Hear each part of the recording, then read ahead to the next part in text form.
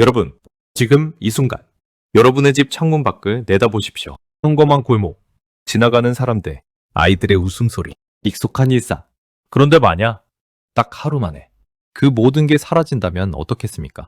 웃음소리가 사라지고 골목이 텅 비고 아무도 집 밖에 나오지 않습니다. 시장도 닫혔습니다. 가게 주인들은 창문에 판자를 댔습니다. 아이들은 이불 속에 숨었습니다. 왜냐고요? 도시 입구에 탑이 하나 세워졌기 때문입니다. 그런데 그 탑이 좀 이상합니다. 돌로 만든 탑이 아닙니다. 나무로 만든 탑도 아닙니다. 사람의 머리로 만든 탑입니다. 하나, 둘, 100개, 1000개. 층층이 쌓아 올린 해골들이 하늘을 향해 솟아 있습니다. 그리고 그 탑이 말하고 있습니다. 말은 없지만 온 세상이 듣습니다. 다음은 너희 차례다.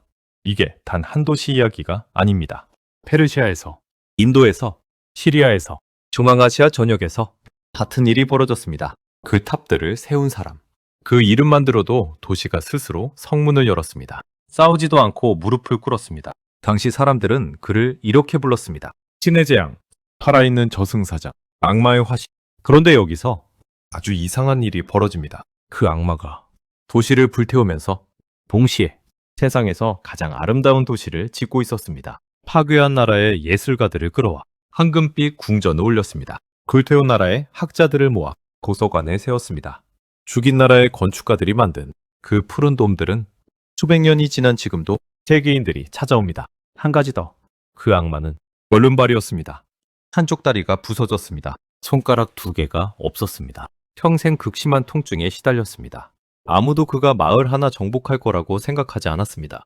그런데 그 절름발이 사내는 당시 세계 최강 오스만 제국의 황제를 세장에 가둬버렸습니다. 도대체 이 사람은 누구입니까?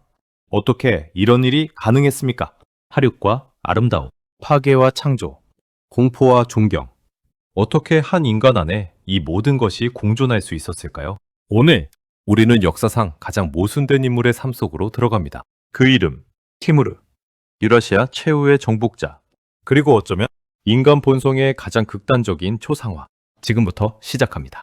여러분, 14세기 중앙아시아를 한번 상상해 보십시오. 지금의 우즈베키스탄, 카자흐스탄, 타지키스탄 일대. 이 광활한 땅에 한때 무엇이 있었는지 아십니까? 세계 최강의 제국이 있었습니다. 몽골 제국. 칭기즈칸이 세운 그 거대한 제국. 한때 유럽에서 중국까지 단 하나의 깃발 아래 있었던 그 나라. 그런데 14세기에 접어들면서 그 제국이 무너지기 시작했습니다. 무너지는 방식이 아주 처절했습니다. 내전이 끊이지 않았습니다. 어제의 동맹이 오늘 칼을 겨눕니다. 형제가 형제를 죽이고 아들이 아버지를 죽이는 시대. 권력이 아침 저녁으로 바뀌었습니다. 그런데 그것도 모자라 역사상 최악의 전염병이 덮쳤습니다. 흑사병. 유럽에서만 인구의 3분의 1이 죽었습니다. 중앙아시아는 더 심각했습니다. 마을이 통째로 사라졌습니다. 아침에 멀쩡하던 사람이 저녁에 죽었습니다. 시체를 치울 사람조차 없어서 들판에 그냥 쌓아두는 곳도 있었습니다. 질서가 없었습니다. 법이 없었습니다. 먹을 것을 빼앗는 자가 강자였습니다. 세상이 그야말로 지옥이었습니다. 바로 그 지옥 한가운데 1336년 아이 하나가 태어납니다. 출생지는 샤흐리잡스, 지금의 우즈베키스탄 남부. 아버지는 지방 귀족이었습니다. 힘 있는 가문은 아니었습니다. 그렇다고 가난하지도 않았습니다. 그저 평범한 지방 귀족. 아이의 이름은 티무르. 몽골어로 새, 철, 새처럼 단단하라는 뜻이었습니다. 하지만 그 이름을 지어준 아버지도 훗날 이 아이가 새가 아니라 세상 전체를 휘어잡게 될 거라고는 꿈에도 몰랐습니다. 티무르는 어릴 때부터 남달랐습니다. 전쟁이 일상인 시대에 자랐기 때문에 말 타는 것, 활 쏘는 것, 활 다루는 것은 기본이었습니다. 그런데 그보다 더 발달한 것이 있었습니다. 머리였습니다. 그는 체스를 즐겼습니다. 전략 게임을 즐겼습니다. 상대방이 어떻게 움직일지 한 수, 두 수, 세 수 앞을 내다봤습니다. 어린 시절부터 그의 머릿속에는 항상 전쟁의 지도가 펼쳐져 있었습니다. 그리고 그 시대는 그런 머리를 가진 사람에게 기회를 아낌없이 제공하는 시대였습니다. 이 이야기를 끝까지 듣고 싶으시다면 구독과 댓글을 남겨주세요. 여러분의 응원이 계속할 수 있는 힘이 됩니다. 티무르는 20대부터 전쟁터를 누볐니다.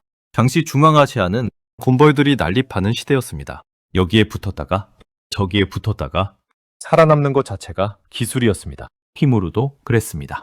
처음에는 이 편, 다음에는 저 편. 상황을 읽고 더 강한 쪽을 선택했습니다. 그런데 27세 되던해 충격적인 사건이 벌어집니다. 전투 중이었습니다. 정확히 어떤 전투였는지 역사 기록마다 조금씩 다릅니다. 하지만 결과는 같습니다. 화살, 아니면 창, 오른쪽 다리를 강타했습니다. 뼈가 부서졌습니다. 같은 공격에 오른손 손가락 2개도 잃었습니다. 치료는 받았지만 다리는 제대로 낫지 않았습니다. 평생 오른쪽 다리를 절게 됩니다. 여기서 잠깐 생각해 보십시오. 당신이라면 어떻게 했겠습니까? 부서진 다리, 2개가 없는 손가락, 매일매일 이어지는 고통. 대부분의 사람은 이 지점에서 멈춥니다. 포기합니다. 물러납니다. 다른 길을 찾습니다. 그런데 티무르는 정반대의 선택을 합니다. 그는 부끄러워하지 않았습니다. 숨기지 않았습니다. 더 당당하게 전면에 섰습니다. 왜 그랬을까요? 그에게는 이유가 있었습니다. 그는 생각했습니다. 사람들은 멀쩡한 사람의 용기는 당연하게 여긴다. 하지만 부서진 몸으로 싸우는 사람의 용기는 신화가 된다. 그의 계산은 정확했습니다. 병사들은 절름거리며 말에 오르는 그를 보면서 경외심을 느꼈습니다. 저 사람은 저런 몸으로도 우리 앞에 선다. 저 사람은 우리보다 더 많은 고통을 참고 있다. 그러니 우리가 무서울 게 없다. 훗날 적들은 그를 비웃으며 불렀습니다. 절름발이 티무르. 서양에서는 타메를란이라는 이름으로 역사에 기록됩니다. 그런데 그 비웃음은 결국 그의 가장 강력한 상징이 되었습니다. 절름발이. 그러나 세상을 정복한 자, 약점을 무기로 바꾼 남자. 역사는 이런 반전을 좋아합니다. 1360년대부터 티무르는 본격적으로 세력을 키웁니다. 그에게 가장 중요한 동반자가 생겼습니다. 아미르 후세인, 부족장이자 강력한 군벌, 그리고 티무르의 매형이었습니다. 가족이자 동지이자 전우였습니다. 둘은 함께 싸웠습니다. 함께 도망쳤습니다. 함께 굶었습니다. 사막을 건넜습니다. 강을 건넜습니다. 목숨을 나눴습니다. 중앙아시아의 군벌들을 하나씩 제압해 나가면서 드디어 그 광활한 땅에서 가장 강력한 두 사람이 됩니다. 그런데 여기서 티무르는 냉정한 계산을 합니다. 2개의 태양은 하늘에 존재할 수 없다. 1370년 티무르는 후세인을 제거합니다. 포위했습니다. 굴복시켰습니다. 그리고 처형합니다. 많은 이들이 충격을 받았습니다. 그토록 가깝던 사람을, 그토록 오래 함께했던 사람을 어떻게 그럴 수 있느냐고. 그런데 티무르는 냉담했습니다. 그는 이미 알고 있었습니다. 역사 속의 모든 위대한 권력자는 반드시 이 선택의 앞에 서게 된다는 것을. 우정인가? 권력인가? 그는 권력을 선택했습니다. 그날 이후 중앙아시아의 주인이 확정됩니다. 티무르. 그 이름 앞에 더 이상 경쟁자는 없었습니다. 수도를 정합니다. 사마르칸트. 실크로드의 심장. 동서교역의 중심지. 수천 년의 역사를 품은 도시. 여기서 그는 선언합니다. 나는 칭기즈칸의 정신을 이어받는다.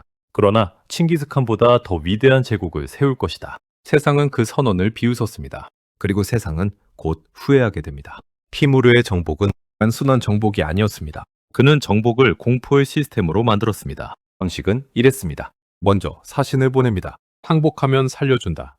세금을 내면 평화를 보장한다. 도시를 지켜준다. 합리적인 제안이었습니다. 그런데 거부하면 또는 항복했다가 반란을 일으키면 그때부터 달라집니다. 군대가 도착합니다. 그리고 도시 입구에 탑이 세워집니다. 1387년 페르시아의 대도시 이스파한. 처음에는 항복했습니다. 그런데 티무르의 군대가 들어선 뒤 시민들이 봉기합니다. 반란이 일어납니다. 주둔하던 티무르의 병사들이 살해됩니다. 그 소식이 티무르에게 전해집니다. 그는 아무 말이 없었습니다. 조용히 말을 돌립니다. 다시 이스파한으로 향합니다. 며칠 후 그 도시에서 살아남은 자들이 목격한 장면. 병사들이 머리를 들고 걸어갑니다. 탑을 쌓습니다. 역사가들의 기록에 따르면 그날 이스파한에서 세워진 해골탑은 무려 28개. 각 탑마다 1500개 이상의 머리가 쌓였습니다. 7만 명. 어떤 기록은 20만 명이라고도 합니다. 그 숫자가 정확하지 않아도 그 메시지는 정확했습니다. 다음 도시들은 계산을 바꿉니다. 맞서 싸우다 죽을 것인가? 아니면 지금 무릎을 꿇고 살 것인가? 대부분이 무릎을 꿇었습니다. 티무르의 전략은 냉혹하게 효율적이었습니다. 공포로 저항을 없애면 전쟁 비용이 줄어듭니다. 병사들이 덜 죽습니다. 도시를 빠르게 장악할 수 있습니다.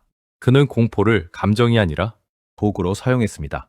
그리고 그 도구는 놀랍도록 잘 작동했습니다. 그런데 여기서 역사에서 가장 기묘한 장면이 등장합니다.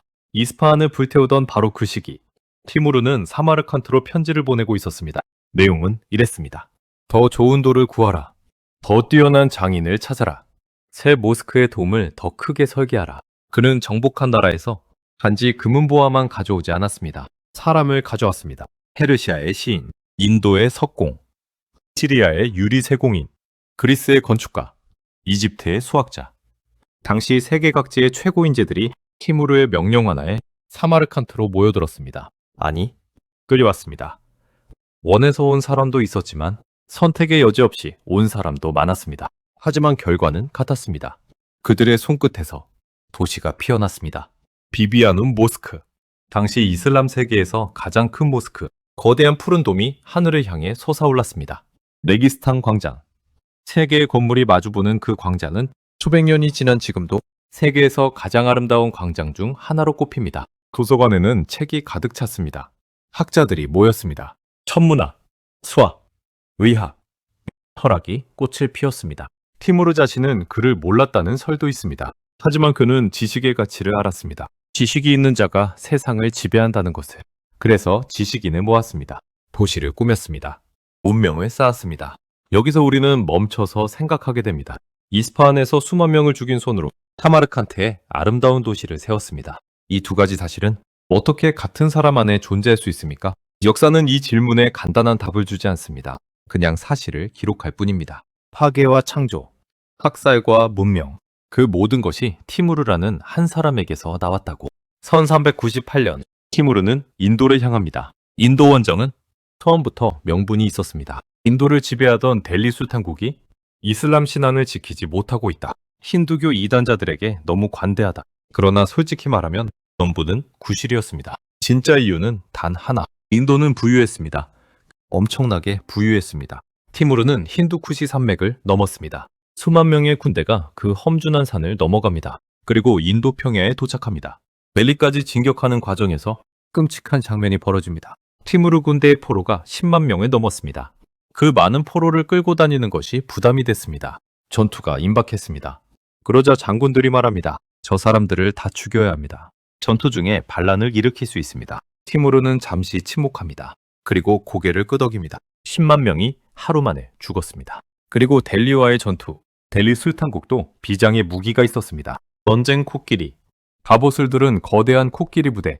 기병을 공포에 떨게 만드는 존재. 그런데 티무르에게는 이미 대비가 되어 있었습니다. 낙타 등에 짚을 묶었습니다. 전투가 시작되자 그 짚에 불을 붙입니다. 불타는 낙타들이 코끼리를 향해 돌진합니다. 코끼리들이 공포에 질려 도망칩니다. 그것도 적군 쪽으로. 델리 술탄국 군대는 자기 코끼리에게 짓밟혔습니다. 완전한 승리. 델리는 함락됩니다. 하지만 티무르는 인도에 오래 머물지 않았습니다. 박탈했습니다. 재물을 쌓았습니다. 장인과 기술자들을 데려갔습니다. 그리고 떠났습니다. 그가 떠난 뒤 델리는 한동안 사람이 살기 어려운 폐허가 됐습니다. 인도 역사가들은 기록합니다. 티무르가 떠난 뒤 한동안 델리에는 새 한 마리도 날지 않았다고. 그리고 마침내 역사상 가장 극적인 대결이 펼쳐집니다. 오스만 제국. 당시 서아시아와 동유럽을 지배하던 제국. 그 술탄의 이름은 바예지드 1세. 별명은 번개. 무패의 기록. 유럽의 십자군을 무찌르고 동쪽의 군벌들을 정복하며 거침없이 팽창하던 제국. 유럽은 이 번개를 두려워했습니다. 콘스탄티노플을 포위할 정도였습니다. 그런데 그 번개 앞에 동쪽에서 다른 괴물이 다가오고 있었습니다. 티무르. 두 사람은 처음에는 서신을 교환했습니다. 그 서신이 역사의 걸작입니다. 바예지드가 먼저 도발했습니다. 웰른발이 병신 주제에 오스만을 대들 생각이냐? 티무르의 답신. 나는 실제로 전륜발이다. 하지만 세상의 모든 왕이 내 발밑에 있다. 너는 무릎을 꿇기 전에 생각해보라. 협상은 결렬됩니다. 1400기진년 안카라, 지금의 터키 수도. 그곳 근처에서 두 군대가 맞붙습니다. 바예지드의 군대는 전투 경험이 풍부했습니다. 강력한 기병, 훈련된 보병.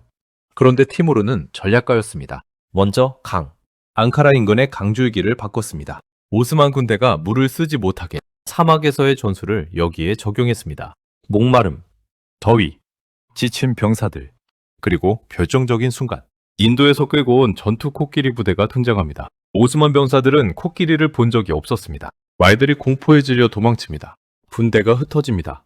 그리고 더 결정적인 사건. 바예지드 군대에는 아나톨리아 지역 병사들이 많았습니다. 그런데 그 병사들의 고향 부족장들이 이미 티무르와 내통하고 있었습니다. 전투 중에 아나톨리아 부대가 이탈합니다. 전선이 무너집니다. 바예지드는 도망치려 했지만 붙잡힙니다. 세상에서 가장 강력한 술탄, 번개라 불리던 그 남자가 전은발의 앞에 무릎을 꿇었습니다. 이 소식이 유럽에 전해졌을 때 유럽 왕들은 환호했습니다. 오스만의 위협을 막아준 구원자. 놀랍게도 티무르는 유럽에서는 영웅으로 여겨졌습니다. 같은 사람이 동쪽에서는 악마였고 서쪽에서는 영웅이었습니다. 역사의 아이러니는 이렇게 만들어집니다. 앙카라 전투 이후 티무르의 이름 앞에 설 수 있는 사람은 없었습니다. 이제 그의 눈은 동쪽을 향합니다. 중국, 명나라. 당시 세계에서 가장 인구가 많고 가장 부유한 나라. 티무르는 선언합니다. 나는 칭기즈칸의 계승자다. 몽골 제국을 다시 세우겠다. 중국은 반드시 내 발 아래 들어올 것이다. 1404년 겨울, 티무르는 20만 대군을 이끌고 출발합니다. 그의 나이 이미 68세였습니다. 다리는 여전히 불편했습니다. 몸은 더 이상 젊지 않았습니다. 신하들이 말했습니다. 황제, 겨울을 피해 봄에 출발하십시오. 티무르는 듣지 않았습니다. 그는 평생 자연의 조건 따위는 무시해왔습니다. 사막도, 산도, 강도, 그 앞에서 멈추지 않았습니다. 겨울도 다를 이유가 없었습니다. 그런데 이번에는 달랐습니다. 지금의 카자흐스탄 지역, 혹독한 눈보라가 몰아쳤습니다. 기온이 급격히 떨어졌습니다. 병사들이 얼어붙었습니다. 말들이 쓰러졌습니다. 그리고 티무르 자신도 쓰러집니다. 고열, 오한, 평생 전쟁터에서 죽지 않았던 몸이 추위에 무너졌습니다. 1400년 2월 18일, 오트라르, 지금의 카자흐스탄 남부, 그곳에서 티무르는 눈을 감습니다. 향년 68세 또는 69세. 평생 수천 번의 전투를 이겼던 남자. 수억 명을 두려움에 떨게 했던 남자. 세계 최강의 황제를 포로로 잡았던 남자. 결국 칼이 아니라 겨울해졌습니다.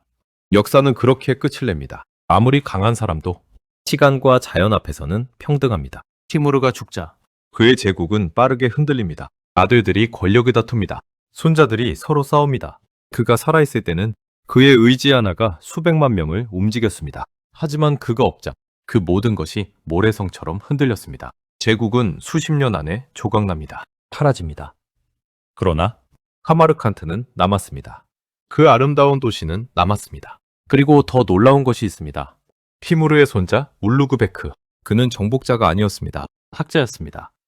수학자이자 천문학자였습니다. 할아버지가 세운 사마르칸트에서 그는 거대한 천문대를 세웠습니다. 별을 연구했습니다. 당시 세계에서 가장 정확한 별 목록을 만들었습니다. 그 정확도는 수백 년 뒤 유럽 과학자들이 보고 경탄할 정도였습니다. 그리고 또 하나, 티무르의 후손들은 결국 인도로 내려갑니다. 마부르, 티무르의 5대 손. 그가 인도에 세운 나라, 무굴 제국, 그리고 무굴 제국이 세운 것, 타지마할. 세상에서 가장 아름다운 무덤. 그 건축 양식의 뿌리를 거슬러 올라가면 카마르칸트가 있습니다. 티무르가 있습니다. 수만 명을 죽인 그 손이 만든 도시에서 수백 년 뒤 세상에서 가장 아름다운 건물이 나왔습니다. 역사의 연결고리는 때로 이렇게 기묘합니다. 오늘 우리는 티무르라는 인물을 따라왔습니다. 그런데 저는 여기서 한 가지 질문을 드리고 싶습니다. 티무르를 어떻게 평가해야 할까요? 역사가들의 의견은 지금도 갈립니다. 한쪽에서는 말합니다. 그는 학살자입니다. 당시 세계 인구의 5%가 티무르의 전쟁으로 죽었다는 추정이 있습니다. 2천만 명. 어쩌면 그 이상. 어떤 명분도 그 숫자를 정당화할 수 없습니다. 다른 쪽에서는 말합니다. 하지만 그는 문명을 만들었습니다. 사마르칸트. 그 도시는 이슬람 황금기의 마지막 불꽃이었습니다. 학문이 꽃피었습니다. 예술이 살아남았습니다. 건축이 후대에 영향을 미쳤습니다. 둘 다 맞습니다. 둘 다 그 사람입니다. 우리는 인간을 너무 단순하게 판단하려는 경향이 있습니다. 좋은 사람, 나쁜 사람, 영웅, 악당. 그런데 역사 속의 거대한 인물들은 그 이분법을 거부합니다. 티무르는 파괴했고 동시에 창조했습니다. 죽였고 동시에 살렸습니다. 두려움을 심었고 동시에 경외를 자아냈습니다. 그리고 어쩌면 그것이 인간이라는 존재의 진짜 모습일지도 모릅니다. 우리 안에는 선과 악이 동시에 있습니다. 파괴의 충동과 창조의 욕망이 함께 있습니다. 다만 대부분의 사람은 그 두 가지가 평범한 일상 속에서 서로 균형을 이루며 살아갑니다. 티무르는 그 두 가지 모두를 극단까지 밀어붙인 사람이었습니다.